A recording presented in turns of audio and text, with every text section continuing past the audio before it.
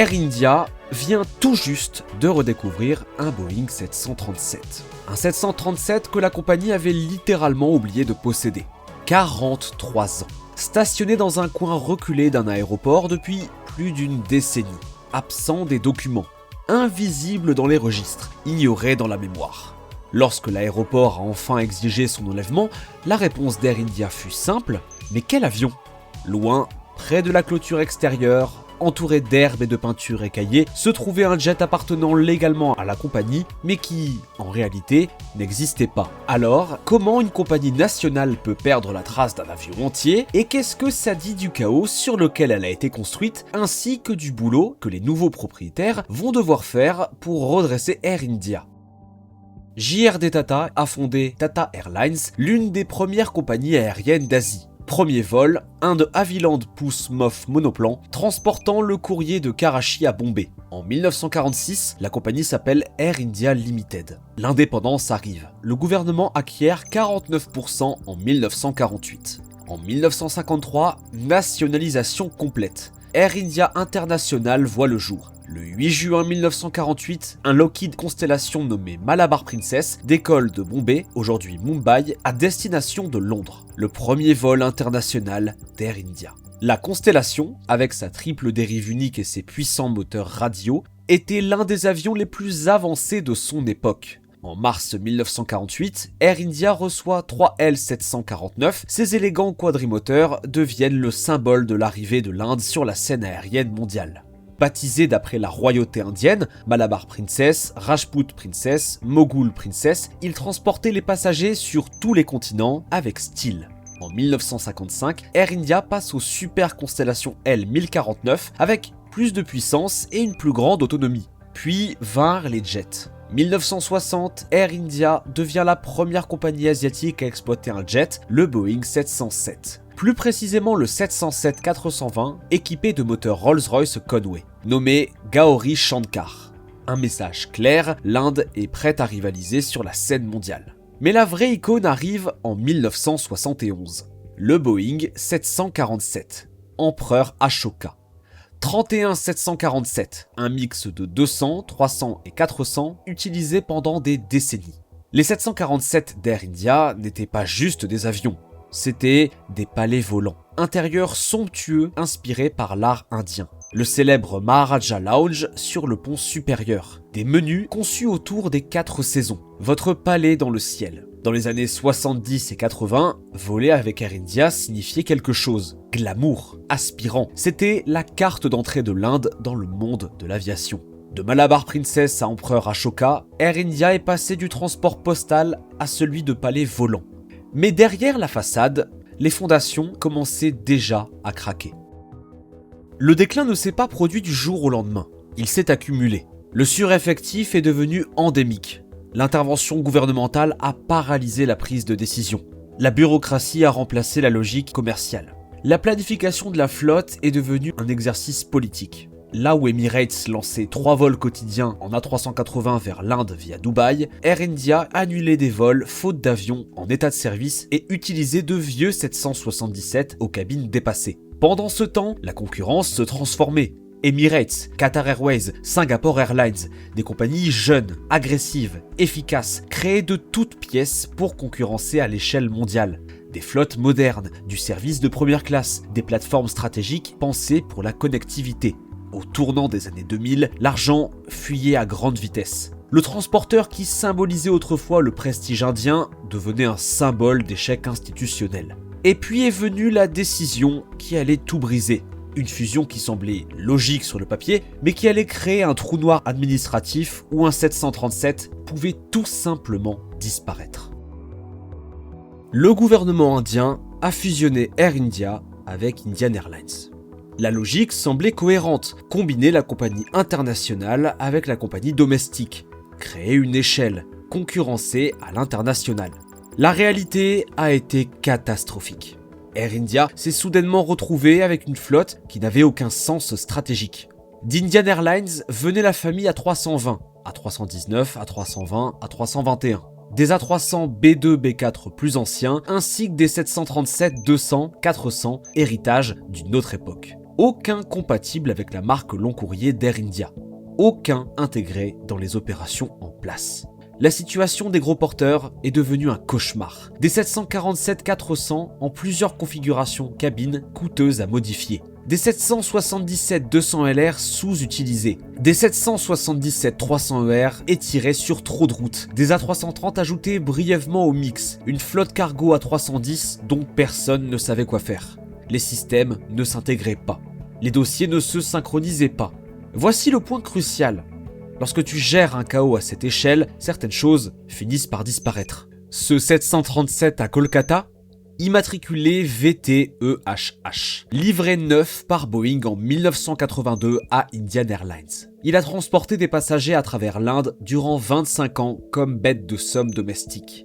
1998, loué à Alliance Air pour 9 ans. Alliance Air était la filiale régionale d'Indian Airlines qui exploitait les 737-200 jusqu'à leur passage aux ATR en 2007. 2007, fin de la location, retour à Indian Airlines, transformé en cargo. Cette même année, Indian Airlines fusionne avec Air India. Deux énormes compagnies d'État deviennent une bureaucratie encore plus massive. Les flottes se mélangent, les dossiers disparaissent, les systèmes ne se connectent pas. VTEHH est tombé dans les oubliettes. L'appareil est resté immobilisé des semaines pour une seule pièce, faute de savoir à quel budget ou filiale il appartenait. À un moment donné, plus de 2 douzaines d'avions étaient cloués au sol pour des problèmes de papier et de pièces. 2012, l'avion est garé dans un coin isolé du tablier de l'aéroport de Kolkata au sud-est. Et ensuite, plus rien. Durant 13 ans, personne ne l'a regardé. Lorsque Air India a finalement été privatisé en 2022 et vendu au groupe Tata, cet avion n'était même pas inscrit dans l'inventaire officiel. Tata ignorait totalement son existence. L'explication ? Des années de mauvaise gestion superposées à une fusion jamais bien intégrée. Une tenue des registres figée dans les années 90, une compagnie incapable de suivre ses propres actifs. Mais ce 737 oublié n'était qu'un symptôme d'un mal bien plus profond. Les années 2010 ont été un effondrement au ralenti. L'ingérence politique a paralysé chaque décision. Sous propriété gouvernementale, chaque décision nécessitait un dossier, une signature, un comité. Sous Tata, chaque décision avait un KPI. Les avions étaient commandés selon les caprices politiques, non pas selon la stratégie. Des lignes étaient ajoutées pour les politiciens, pas pour les passagers. Le monde avançait. Les compagnies du Golfe dominaient le long courrier. Les low-cost comme Indigo captaient le trafic intérieur. Air India prenait de plus en plus de retard sur la qualité du produit, l'efficacité et le service. Des routes perdaient de l'argent. Des avions restaient cloués au sol. Ce 737-200 à Kolkata, toujours là, année après année, rouillé, oublié. En août 2021, Air India portait une dette d'environ 6,8 milliards de dollars. Des vieux avions. Aucune flexibilité. Une marque devenue synonyme de retard, de mauvais services et de dysfonctionnement institutionnel. Le Covid a porté le coup de grâce. Air India était en pratique fini comme compagnie publique. C'était le fond du gouffre, l'image avant de l'effondrement total de l'institution. Une compagnie qui avait été pionnière de l'aviation asiatique, qui avait fait voler des palais à travers les continents, qui avait un jour été une fierté nationale, ne savait même plus quels avions elle possédait. Mais alors est arrivée une annonce que personne n'attendait. Janvier 2022, Air India revient dans le giron du groupe Tata. 90 ans après sa création par JRD Tata, la compagnie aérienne rentre chez elle. L'Inde fête ça. Pour beaucoup d'Indiens, Air India n'est pas qu'une compagnie. C'est dans les livres scolaires et les films. La voir décliner, c'était personnel. La voir renaître aussi. Mais célébrer ne change rien. La vraie question, est-ce que Tata réussirait à réparer ce que des décennies de mauvaise gestion étatique avaient brisé ? Ils ont lancé Vian Ai, en sanskrit l'aube du nouvel ère. 5 piliers. Redresser les comptes, standardiser la flotte, revoir le produit, reconstruire le réseau et réinventer la culture. Puis, ils ont fait un truc qui a secoué tout le secteur. Février 2023, Air India annonce une commande de 470 avions. La plus grande commande de l'histoire de l'aviation. 220 Boeing, 190 737 MAX 10 777X, 20 787. 250 Airbus, 140 A320 Neo, 70 A321 Neo, 6 A350-900, 34 A350 1000. Le coût total, 70 milliards de dollars au prix catalogue. La stratégie est chirurgicale. D'ici 2030, Air India aura l'une des flottes les plus jeunes et efficaces au monde. Les A350-900 et A350-1000 porteraient l'expansion globale. Les 787-9 serviraient l'Europe et l'Asie. Les 777-9 deviendraient des bijoux ultra premium. Les A321 Neo ouvriraient des routes régionales longues et fines. Les A320 Neo domineraient le marché domestique indien en pleine explosion. Un produit cohérent sur toute la flotte. Cabine moderne, opération unifiée, identité de marque renouvelée, nouvelle culture de service. La compagnie qui avait oublié qu'elle possédait des 737 a maintenant une stratégie de flotte capable de défier Emirates et Qatar Airways sans complexe. Mais ce qui la distingue des promesses passées, c'est que ça se construit déjà. Décembre 2023. Air India reçoit son tout premier Airbus A350-900. Initialement destiné à Aeroflot, mais redirigé après les sanctions. 6 A350 au total arrivent d'ici mars 2024, les 34 restants présenteront des cabines entièrement repensées par Air India. Les nouveaux A350-1000 seront livrés à partir de 2026. Le nouvel A350 montre ce qui arrive. L'ancienne business class d'Aeroflot affiche 28 suites privées en configuration 1-2-1 avec accès direct à l'allée et porte coulissante pour plus d'intimité. La Premium Economy propose 24 sièges larges avec 38 pouces d'espace. L'Eco dispose de 264 sièges avec éclairage d'ambiance et écran HD de 12 pouces. Ce ne sont pas des rendus conceptuels. Ces avions volent chaque jour. L'équipage se familiarise avant d'étendre aux vols internationaux. Septembre 2024. Air India lance son programme de rétrofit à 400 millions de dollars. 27 A320 Neo Legacy, 16 rétrofités d'ici août 2025, complétion totale en septembre 2025. Phase Wide Body, 40 B787-8 plus 27 B777, commencé en juillet 2025. Premier B787 vers les US, retour prévu en Inde en décembre 2025. 2-3 par mois en 2026, complet à mi-2027. La transformation n'est pas prévue pour un jour. C'est actuellement en cours. Livraison mensuelle. Rétrofit qui accélère. Routes qui s'étendent. Ponctualité en hausse.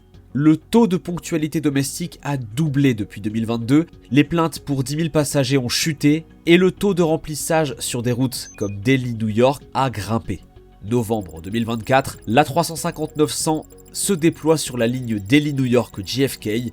Newark suit en janvier 2025. Cabine premium avec porte, divertissement moderne, service compétitif.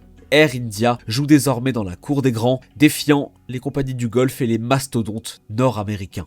Rien de tout ça ne garantit le succès. L'exécution peut flancher, la concurrence ne dormira pas, et le marché domestique indien reste très sensible au prix. Mais pour la première fois depuis des décennies, Air India a un plan, un capital et des propriétaires prêts à y arriver. La compagnie qui autrefois ne se souvenait même pas de posséder un avion, construit maintenant un réseau mondial avec fierté et précision. Cette histoire ne parle pas de métal ni de moteur. C'est une question de culture. Perdre un avion n'était pas un accident. C'était un symptôme d'une pourriture institutionnelle. Pas de responsabilité, pas de système. VTEHH n'était pas qu'un actif perdu. C'était un vestige d'un état d'esprit où personne ne voulait s'approprier le problème parce que personne ne contrôlait vraiment la compagnie. La transformation Tata, ce n'est pas juste acheter de nouveaux avions. C'est réécrire l'ADN de l'organisation. Le contraste est saisissant. Ancienne Air India a perdu un Boeing 737 en entier. Exploité des avions qu'elle ne pouvait pas entretenir. Géré comme une flotte Frankenstein ingérable. Perdu des milliards, disparu dans l'oubli alors que les concurrents s'envolaient. Nouvelle Air India, 470 avions commandés. Nouveaux intérieurs déployés dans toute la flotte. Des routes qui s'étendent stratégiquement. Des standards de service reconstruits à zéro. Une stratégie unifiée, ultra ciblée, avec une exécution solide. Le 737 oublié, c'est la photo avant. le symbole de tout ce qui a foiré. La commande de 470 avions, c'est la photo après. La preuve que cette fois, c'est du sérieux. Et la transformation se voit là où ça compte. Les passagers remarquent les nouveaux intérieurs, les équipages sont fiers de leurs produits, les avions arrivent toujours à l'heure. Le Maharaja n'est plus seulement un logo nostalgique, il devient une vraie menace pour la concurrence. Un Boeing 737-200 est resté abandonné à Kolkata pendant 13 ans. Redécouvert lors d'un grand nettoyage. Vendu et transporté sur 1900 km par la route le 14 novembre 2025 jusqu'à Bengaluru pour former des ingénieurs de maintenance. Une coque de cockpit au bord d'une autoroute indienne. Siège retiré, système démonté. Un vestige du chaos. Un monument à la mauvaise gestion. Mais pendant que cet avion pourrissait, autre chose se construisait. Aujourd'hui, Air India fait la commande de 470 avions de nouvelle génération, embauche des milliers de personnes, forme ses équipages sur des flottes modernes, se bat pour attirer les passagers premium sur les vols long courriers, reconstruit sa réputation vol après vol. Le 737 oublié symbolise une époque chaotique qu'on préférerait oublier. La nouvelle flotte, c'est le nouveau départ. Le produit change, le service change, la culture change. Ce n'est pas de la nostalgie. Ce n'est pas pour recréer la gloire des constellations et des premiers 747 des années 70. C'est pour bâtir autre chose. Une compagnie moderne, efficace, de classe mondiale, ancrée dans l'hospitalité indienne et une ambition globale. Depuis le premier Pouce-Mof transportant le courrier à travers l'Inde en 1932, aux constellations ouvrant les routes internationales en 1948, en passant par les 707 des débuts du jet et les légendaires 747, jusqu'au chaos des fusions et de la mauvaise gestion, puis à la renaissance d'aujourd'hui, l'histoire d'Air India a toujours été une histoire de transformation. Cette fois, ça pourrait bien durer, d'un avion oublié à une compagnie qui renaît sous nos yeux.